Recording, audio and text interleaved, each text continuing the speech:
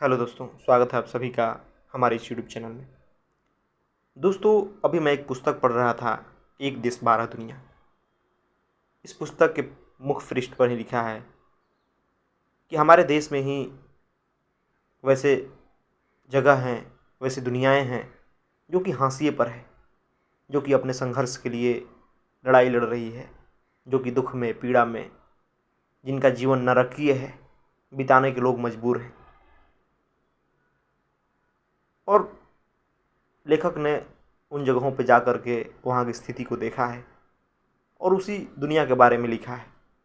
ये पुस्तक पढ़ कर के बहुत ही भीतर से दुख हुआ, पीड़ा हुआ कि आज कितने ऐसे जगह हैं हमारे देश में ही, दुनिया की तो बात छोड़ दिया जाए, जहाँ लोग इस कदर नारकीय रूप से रह रहे हैं।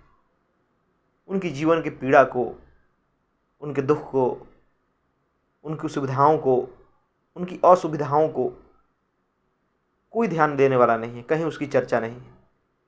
न्यूज़ चैनल पर रात दिन घटिया से घटिया मुद्दे की बातें चलती रहती है। बस राजनेताओं की बातें या किसी एक ही शहर के बारे में, यहाँ लूटमार हुई, यहाँ ये हुआ, यहाँ पानी नाली में भर गया, यहाँ बारिश तेज हुई, इस रोड पे भीड़ है। ज़्यादातर न्यूज़ ऐसे ही आते हैं, कोई काम के न्यूज़ नहीं दिखाई देगा आपको न्यूज़ चैनलों पे। लेकिन वहीं हमारे देश में ऐसे ऐसे जगह हैं जिनको कि समाज के सामने दिखाना बहुत ज़रूरी है। ऐसे ऐसे आज भयंकर समस्याएं हैं जिसकी कोई बात ही नहीं करता है, जिसके कारण मानवता पर खतरा उत्पन्न हो रहा है, लेकिन कहीं कोई बात नहीं है। आज पर्यावरण को लेके देखा जाए, क्लाइमेट चेंज को लेके देखा जाए, कहीं इसे लेके चर्चा नहीं है। हमारा बॉलीवुड है या भारत की तमाम फिल्में हैं, कहीं इस पे कोई मूवी बनती नहीं है, चाहे जल संकट के लेके हो, सूखा को लेके हो, या हो रही क्लाइमेट चेंज को लेके हो, कहीं नहीं फिल्में बनती हैं। बस झूठी मनोरंजन परोसा जाता है, कोई उसमें कोई फिल्मों में गहराई नहीं होती, कोई गहरा संदेश नहीं होता। आज हमारे सर पे ये चीज़ मंडरा रहा है, लेकिन इसकी कहीं चर्चा नहीं, और न्यूज़ चैनल पर तो छोड़ ही दीजिए इस बात को।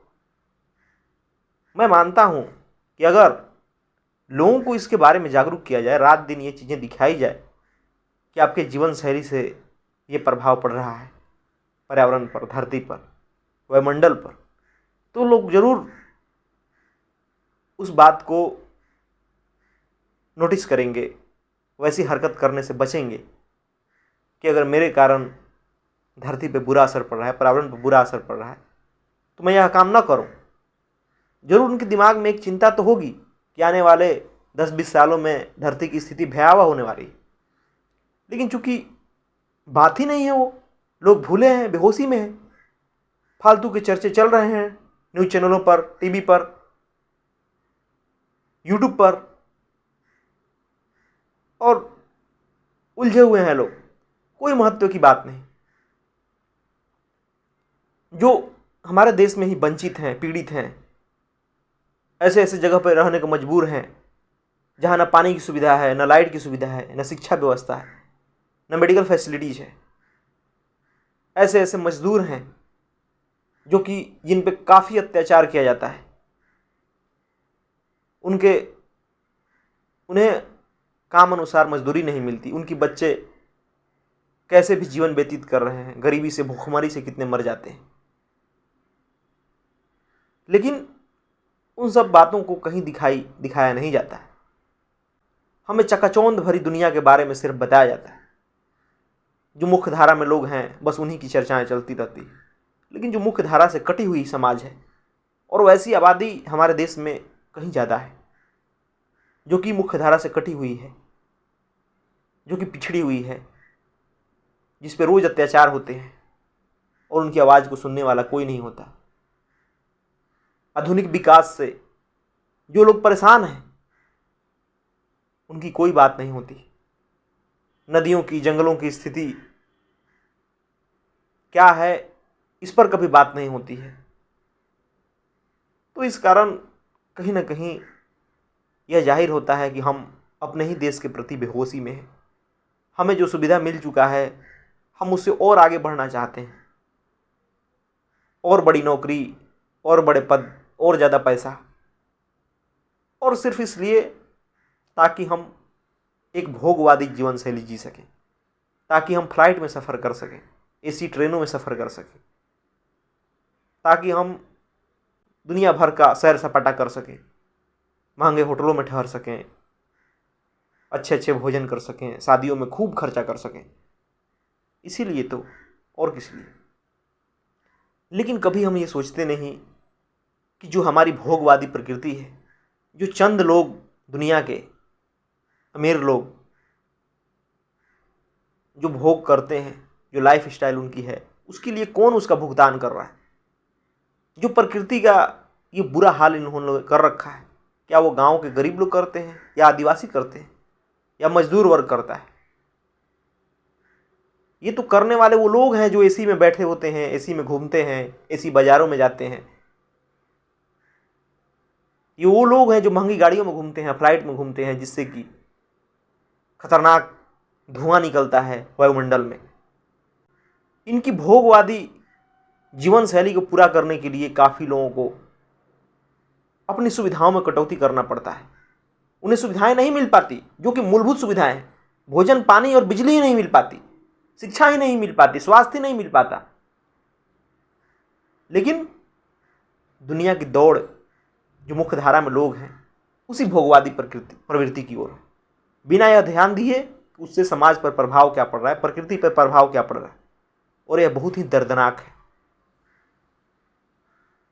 आसपास शिक्षित मित्र वगैरह हैं, उनसे जब चर्चाएं होती है, बातें होती हैं, उनके सोच को लेके, उनके समाज के प्रति बेहोशी को लेके बड़ा दुख होता है। सिर्फ सबको अपने स्वार्थ से मतलब है, उससे आगे लोग उठ के सोचना ही नहीं चाहते, और कोई समस्या देखना ही नहीं चाहते। अगर हम दिखाना भी चाहें तो नहीं, बस अगर दिखा दिए तो उनके दुख में, सुख में खलल पड़ जाएगा, उनके मौज मस्ती में खलल पड़ जाएगा। इसलिए वो आंख मूंदे रहना चाहते हैं और फिर दोष देंगे सरकारों को कि सरकारों ने ऐसा कर लिया।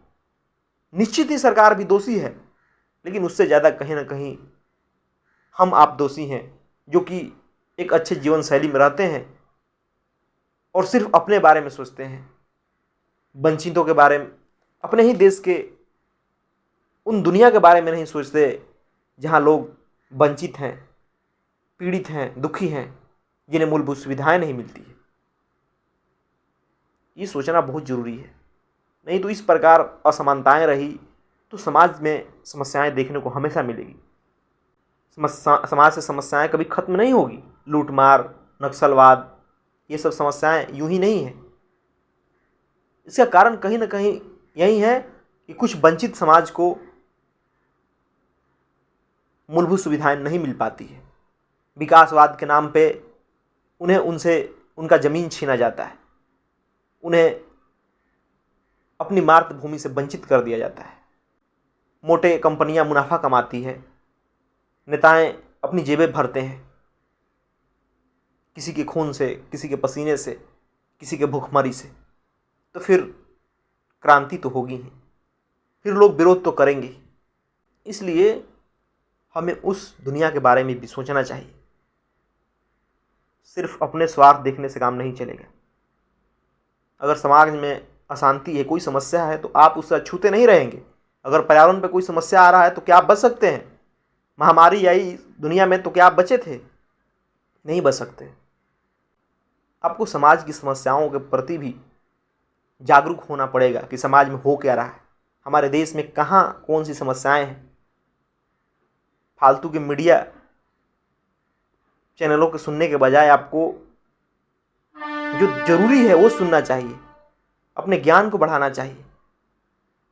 आपको वहाँ समय देना चाहिए जिससे कि सच में किसी का भला हो। मैं तो कहूँगा कि आपको यह पुस्तक जरूर पढ़नी चाहिए। बहुत अच्छा लगा मुझे पढ़ के। मुझे दिखाई दिया कि किस प्रकार हमारे देश में ही लोग जीने को मजबूर हैं और उनकी कभी बात ही नहीं होती। तो इस वास्तविकता को देखने के लिए कुछ तो आपको हट के पढ़ना पड़ेगा। बहुत कम सामग्री ऐसी मिलती है पढ़ने के लिए, या बहुत कम लोग ऐसे होते हैं जो उन विषयों पर बातें भी करते हैं। बाकी लोग तो बस फैशन के बारे में, नौकरी के बारे में, राजनीति के बारे में चर्चाएं चलती रहती हैं, बातें बहसें करते रहते हैं और कुछ नहीं। धन्यवाद दोस्तों।